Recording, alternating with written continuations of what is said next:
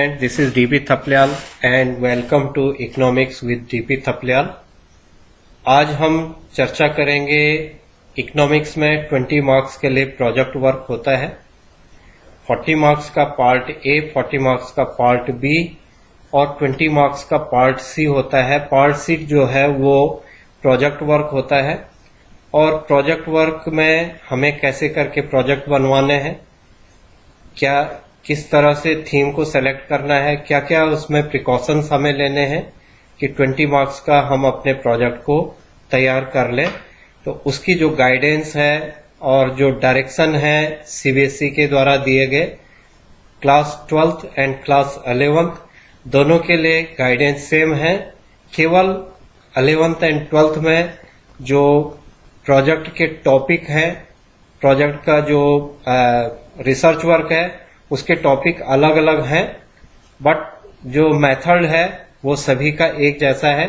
तो आज मैं 11th एंड 12th के लिए जो प्रोजेक्ट 20 मार्क्स का इकोनॉमिक्स में सीबीएसई बोर्ड के द्वारा बनाए जाने की व्यवस्था है और केंद्रीय विद्यालय संगठन के द्वारा भी 11वें और 12वें में इस प्रोजेक्ट को बनवाया जाता है 20 मार्क्स के लिए।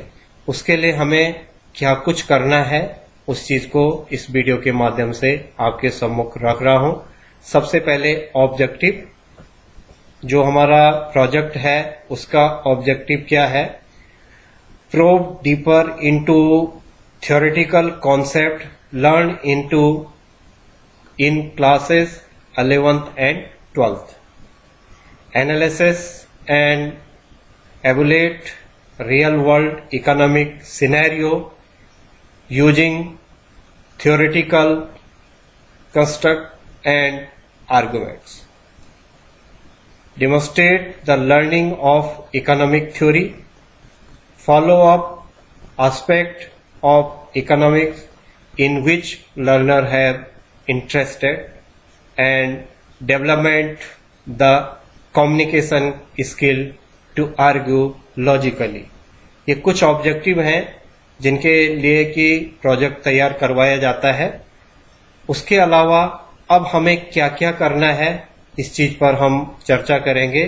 Expectations of the project work are that learner will be complete only one project in each academic session. एक एकेडमिक सेशन में एक बच्चा केवल एक ही प्रोजेक्ट को तैयार करेगा जो कि 20 मार्क्स के लिए होगा। Project should be of 3500 to 4000 word, excluding diagrams and graphs, preferably hand written. जो प्रेफरेंस होगी वो हैंड रिटन की होगी और जो प्रोजेक्ट तैयार किया जाएगा वो कम से कम 3500 से लेकर के 4000 तक की वर्ड लिमिट उसकी होगी।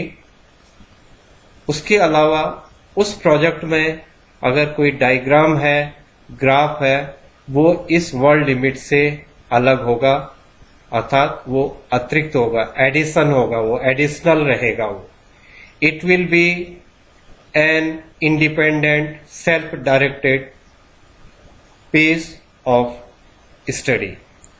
ये जो रहेगा, जो प्रोजेक्ट बनाया जाएगा वो ग्रुप में नहीं बनाया जाएगा, सभी का इंडिविजुअल अपना प्रोजेक्ट होगा। टॉपिक भले ही कई बच्चों के पास एक ही हो सकता है, बट हर बच्चे की जो प्रोजेक्ट फाइल होगी वो इंडिपेंडेंट होगी और ये directed piece of study, self piece of study, ये अपनी स्टडी का ही हिस्सा होगा। तो इसलिए ये सुनिश्चित करें कि फाइल जो बनेगी वो हैंड रिटन होगी। 3500 to 4000 इसकी वर्ड लिमिट होगी। डायग्राम एंड ग्राफ को एक्सक्लूड रखा जाएगा इस वर्ड लिमिट से। अतिरिक्त जितने भी डायग्राम एंड ग्राफ हैं वो अलग होंगे और हर बच्चे को अपनी अपनी फाइल बनानी होगी। सभी की अलग अलग फाइल बनेंगी, किसी की सबकी एक ही जैसी फाइल। एक ही फाइल में एक से ज्यादा बच्चे अपने प्रोजेक्ट को सबमिट नहीं करेंगे। अब आ जाता है स्कोप ऑफ द प्रोजेक्ट। कैसे करके learner may work upon the following lines as a suggested flow chart. इस चार्ट को फॉलो करेंगे। आपको पहले क्या करना है, बीच में क्या करना है और सबमिट करने से पहले किन किन चीजों का ध्यान में रखना है। जैसे क्लास 11th में स्टैटिस्टिक्स में हमने collection of data, organisation, presentation, analysis इस टाइप से पढ़ा है। वहां पर भी वो भी प्रोजेक्ट का ही आधार है।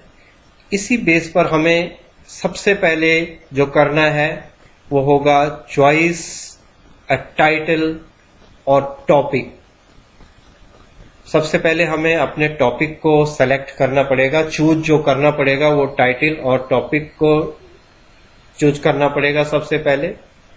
सेकंड स्टेप होगा collection of the research material and data. जो रिसर्च जिस पर आप प्रोजेक्ट बना रहे हैं उसके लिए जो मटेरियल एंड डाटा है उसे कलेक्ट करना। देन उसके बाद उसे organisation of material and data, उसे ऑर्गेनाइज करना है। पहले आप रॉ फॉर्म में उसे कलेक्शन करेंगे रिसर्च वर्क को एंड डाटा को, फिर उसे ऑर्गेनाइज करेंगे। ऑर्गेनाइज करने के बाद उसे प्रेजेंट करेंगे, प्रेजेंट मटेरियल डाटा। प्रेजेंटेशन में आप tabular presentation, diagrammatic presentation, textual presentation, जिस भी टाइप की आपकी थीम है, और थीम में टेक्सचुअल प्रेजेंटेशन तो होना ही होना है, उसके अलावा ग्राफिकल, डायग्रामेटिकल, ये सारी चीजें आपकी टेबुलर प्रेजेंटेशन, ये भी आप अपने जो भी आपका प्रोजेक्ट है उसका हिस्सा होगा। फिर उसके बाद जो नेक्स्ट स्टेप होगा वो होगा analysis the material oblique data for conclusion. Then draw the relevant conclusion. Relevant conclusion को ड्रॉ करेंगे और फाइनली जो होगा presentation of the project work. Last में प्रोजेक्ट वर्क को हम प्रेजेंट करेंगे। ये हमारे स्टेप होंगे। ये हमारा पास स्कोप है, हमारे पास इस चीज के स्टेप इसी में, इन स्टेप को हम फॉलो करेंगे। चेकलिस्ट क्या होगी हमारे पास? Expected checklist. जब हम अपना प्रोजेक्ट तैयार कर रहे हैं, उस प्रोजेक्ट को तैयार करते समय जो हमारे पास चेकलिस्ट हम बनाएंगे कि किस हिसाब से हमें प्रोजेक्ट को तैयार करना है। तो सबसे पहले प्रोजेक्ट को बनाते समय introduction of topic and title, topic और टाइटल, उसका इंट्रोडक्शन हमें लेना पड़ेगा। Then secondly identifying the causes, consequences and और रेमेडीज। फिर इन सब चीजों को लेने के बाद various stake holders and effect on the each of them, advantage and disadvantage of situation or issues identified, short term and long term implication of economic strategy suggested in the course of research। इस चीज को आपको रखना पड़ेगा। और जो आपको expected है अपने प्रोजेक्ट के लिए चेकलिस्ट में, वो है जो आप डाटा या जो कुछ भी आप रिसर्च मटेरियल को प्रोवाइड कर रहे हैं उसकी validity, reliability, appropriation and relevant of data use for research work and for presentation in the project file. जो भी डाटा आप प्रोड्यूस कर रहे हैं उसकी रिलायबिलिटी, उसकी रिलेवेंसी, वो वैलिडिटी, उसकी कितना वो डाटा ऑथेंटिक है, उस चीज को भी आपको अपने चेकलिस्ट के साथ साथ तैयार करना पड़ेगा। It means source of information कहाँ से आप डाटा कलेक्ट कर रहे हैं, सेकेंडरी डाटा कर रहे हैं या प्राइमरी डाटा आप कलेक्ट कर रहे हैं अपने प्रोजेक्ट में, उसका सोर्स क्या है। अगर आप सेकेंडरी डाटा प्रोड्यूस कर रहे हैं तो सोर्स ऑफ इंफॉर्मेशन, इन सब चीजों की भी आपको साथ साथ चेकलिस्ट बनानी पड़ेगी। फिर presentation and writing is सक्सेंट and coherent in project file, संक्षिप्त एवं सुसंगत, संक्षिप्त एवं सुसंगत, सक्सेंट एंड कोहेरेंट, संक्षिप्त हो जाएगा और सुसंगत हो जाएगा। जो आपका प्रेजेंटेशन होगा, जो आपका राइटिंग वर्क होगा, वो संक्षिप्त होगा और सुसंगत होगा। इट मीन्स प्रोजेक्ट की रिलेवेंसी प्रोजेक्ट से संबंधित होगा, प्रोजेक्ट से बाहर की चीजों को आप उसमें शामिल नहीं करेंगे। जो उस प्रोजेक्ट से संबंधित है उसी डाटा को, उसी थीम को आप प्रेजेंट करेंगे। देन जो मटेरियल आपका होगा in the file, in footnote, resource section and bibliography extra. Last में आपको एक पेज में जब आप पूरी फाइल बना देंगे तो चेकलिस्ट के बेस पर लास्ट में आपको एक पेज बनाना पड़ेगा और उस पेज में आपने कहाँ से डाटा ले रखा है उन सब वेबसाइट के बारे में, video, website, research paper, committees की रिपोर्ट, कहाँ से आपने डाटा लिया है और कब वो पब्लिश हुआ है, गवर्नमेंट पब्लिकेशन है तो कब वो पब्लिश हुआ है, किस गैजेट में वो पब्लिश हुआ है, उन सब चीजों को लास्ट में आपको लिखना पड़ेगा।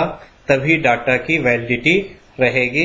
जब आप सोर्स ऑफ इंफॉर्मेशन, जो आपने इंफॉर्मेशन दी है उसके सोर्स को भी आप साथ के साथ लास्ट में एक उसके पेज पर सब लिख लेंगे, किन किन वेबसाइट से, उनके एड्रेस और जो गवर्नमेंट पब्लिकेशन है या गैजेट्स हैं या कोई बुक है या गवर्नमेंट के कोई ऐसे डॉक्यूमेंट्स हैं जहां से आपने लिया है या प्राइमरी डेटा कलेक्शन किया है तो उसके लिए क्या मेथड थे, वो सारी चीजें आपको लास्ट में लिखनी पड़ेगी।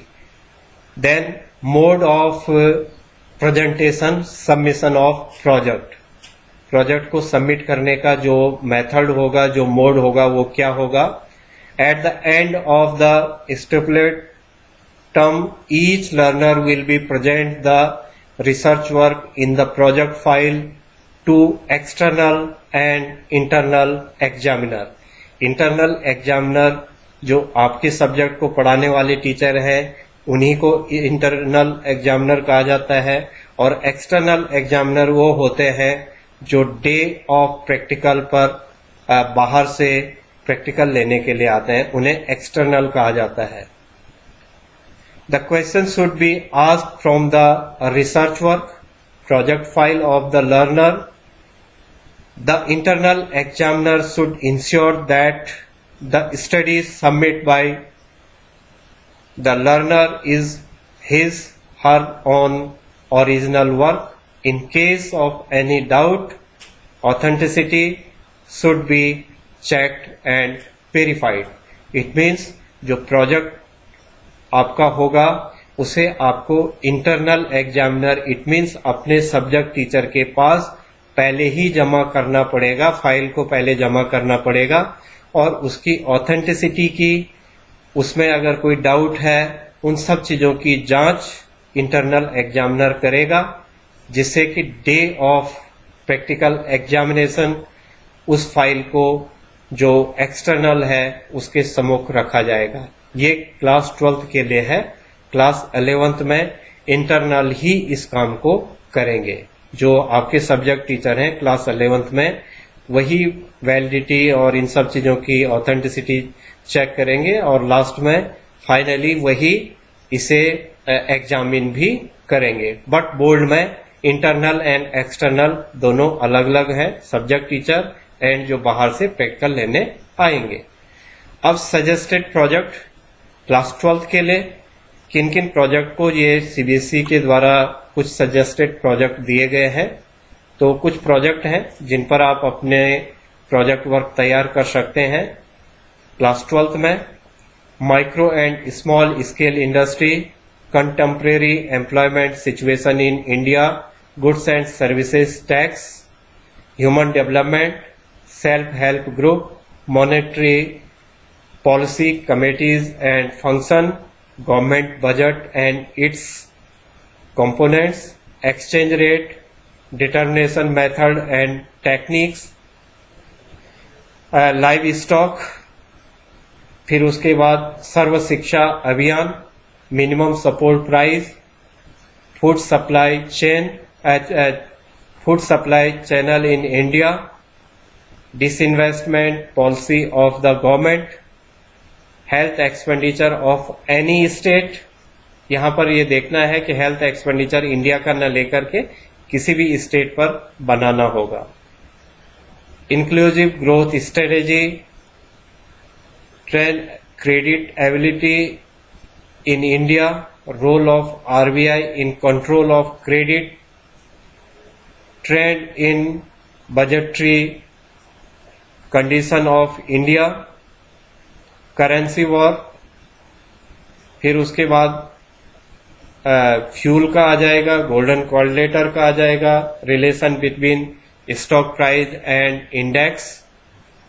इसके अलावा कुछ और प्रोजेक्ट सजेस्टेड है।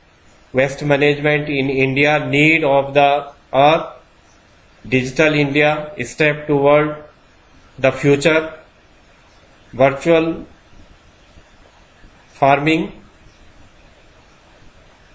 Make in India, the way ahead, rise of concrete jungle, any other newspaper article and related material, minimum wage rate, rainwater harvesting, फिर है ऑर्गेनिक फार्मिंग। इसके अलावा जो भी आपको आपके सब्जेक्ट टीचर अलॉट कर सकते हैं टॉपिक, जो कि आपके सिलेबस से रिलेटेड, जो इकोनॉमिक्स से रिलेटेड है, जो करंट में अभी जितने भी इश्यूज हैं, चाहे वो कोविड पीरियड में इकोनॉमी पर प्रोजेक्ट दिया जा सकता है, सजेस्टेड प्रोजेक्ट में आप एनी अदर टॉपिक में उसे ले सकते हैं। आत्मनिर्भर भारत पर आप ले सकते हैं, हेल्थ इंफ्रास्ट्रक्चर पर आप ले सकते हैं, कोविड पीरियड में लेबर को क्या सुविधाएं दी जा रही हैं, एग्रीकल्चर सेक्टर के लिए क्या किया जा रहा है, उन पर भी सजेस्टेड प्रोजेक्ट तैयार किए जा सकते हैं। वो 11th में भी किए जा सकते हैं, 12th क्लास में भी किए जा सकते हैं। 12th क्लास में इकोनॉमी का जो फर्स्ट क्वार्टर है -23% जीडीपी का डाउनफॉल हुआ है, उस पर भी प्रोजेक्ट तैयार किया जा सकता है। तो ये सारे सजेस्टेड टॉपिक है। और उनके अलावा सीबीएसई के द्वारा ये कहा गया है कि एनी अदर जो आप इकोनॉमिक्स से रिलेटेड चीजें हैं, टॉपिक हैं, उन पर काम कर सकते हैं। क्लास 11th में effect on PPC due to various government policies, opportunity cost, उसके बाद इक्विलिब्रियम प्राइस आ जाएगा, सोलर एनर्जी आ जाएगी। सोलर एनर्जी पर हम बना सकते हैं any other newspaper article and it's evaluation on the basis of economic privilege. फिर आ जाता है इधर इनविजिबल हैंड, एडम स्मिथ का, effect of price change, substitute goods and यहाँ पर प्राइस चेंज का कॉम्प्लीमेंट्री गुड्स के लिए और जो सब्स्टिट्यूट गुड्स है उनकी मार्केट के बारे में, और यहाँ पर भी एनी अदर टॉपिक। इसके अलावा जो भी टॉपिक आपके टीचर के द्वारा सजेस्ट किया जाता है या आप खुद ही जो इकोनॉमिक इश्यूज हैं, जो करंट इकोनॉमिक इश्यूज हैं, उन पर आप अपने आप भी बना सकते हैं। फिर आ जाता है mode of presentation in the submission of project. Project submission करने का मोड क्या होगा, मेथड क्या होगा, क्या आपको करना पड़ेगा। At the end of the stipulate term each student will be present the work in the project file to the external examiner. Last stage जो जाएगा वो एक्सटर्नल एग्जामिनर के पास जाएगा क्लास 12th में, और क्लास 11th में इंटरनली के पास रहेगा। इंटरनल एंड एक्सटर्नल दोनों वही रहेंगे। The external examiner should be value the effect of the student on the criteria suggested. ये आपका प्रोजेक्ट का मोड रहेगा सबमिशन का। जो मार्क्स होंगी प्रोजेक्ट की वो 20 मार्क्स का है, और 20 मार्क्स की कैसे करके मार्किंग होगी। सबसे पहले जो relevance of the topic 3 marks का होगा। Knowledge, content, research work 6 marks के लिए होगा। प्रेजेंटेशन एंड टेक्निक्स, जो प्रेजेंटेशन टेक्निक आपकी है वो 3 मार्क्स की होगी। वाइवा 8 मार्क्स का होगा। टोटल 20 मार्क्स का आपका ये हो जाता है 3 + 6 + 3 + 8। तो ये 4 आपके जो मार्किंग की क्राइटेरिया है, 4 उस पर 4 स्टेप में आपको मार्क्स दी जाएंगी। रिलेवेंसी पर 3 मार्क्स, नॉलेज एंड कंटेंट, जो टॉपिक क्या है उस पर टॉपिक का सिलेक्शन ही 3 मार्क्स का है, और उसमें जो कुछ भी कंटेंट आप दे रहे हैं वो 6 मार्क्स का है। प्रेजेंटेशन की टेक्निक जिसमें आपकी लिखावट है, आपकी डायग्रामेटिक प्रेजेंटेशन है, ग्राफिकल प्रेजेंटेशन है, टेक्सचुअल प्रेजेंटेशन है, राइटिंग आपकी नीटनेस, कितना नीट एंड क्लीन आपने बना रखा है, किस टाइप से अपने प्रोजेक्ट को तैयार करने के बाद उसे प्रेजेंट किया है। प्रेजेंटेशन की ही 3 मार्क्स हैं, और उसके अलावा 8 मार्क्स इसमें वाइवा की हैं। तो इस टाइप से इसे तैयार किया जाएगा। फाइनली टीचर का रोल आपके साथ साथ आपकी टॉपिक को सजेस्ट करने में टीचर का रोल है। मॉनिटर करने में, आपकी मॉनिटरिंग, आपके प्रोजेक्ट वर्क की मॉनिटरिंग करने में टीचर का रोल है, या रोल ऑफ द टीचर। फिर उसमें आपको गाइडेंस की जरूरत है तो आप अपने सब्जेक्ट टीचर से गाइडेंस ले सकते हैं। आप अपने टॉपिक के सिलेक्शन के लिए टीचर से गाइडेंस लेंगे। उस पर जब आप वर्क कर रहे हैं टीचर के डायरेक्शन में आप काम करेंगे। और जब आप अपने डाटा के ऑथेंटिसिटी के बारे में, चाहे प्राइमरी सेक्टर से आप प्राइमरी सोर्स से ले रहे हैं या सेकेंडरी सोर्स से ले रहे हैं, तो कहीं सोर्स के बारे में आपने पूछना है कि ये सोर्स ऑथेंटिक है या नहीं है। उन सब चीजों का टीचर का रोल है कि आप उनसे पूछेंगे, और वो आपको टाइम टू टाइम इस संबंध में आपकी प्रोजेक्ट में पूरी तरह से गाइडेंस देंगे, और पूरी मदद आपको प्रोजेक्ट तैयार करने में उनकी रहेगी।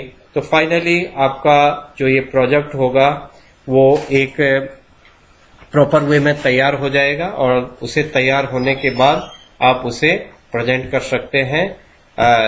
Thank you for watching this video.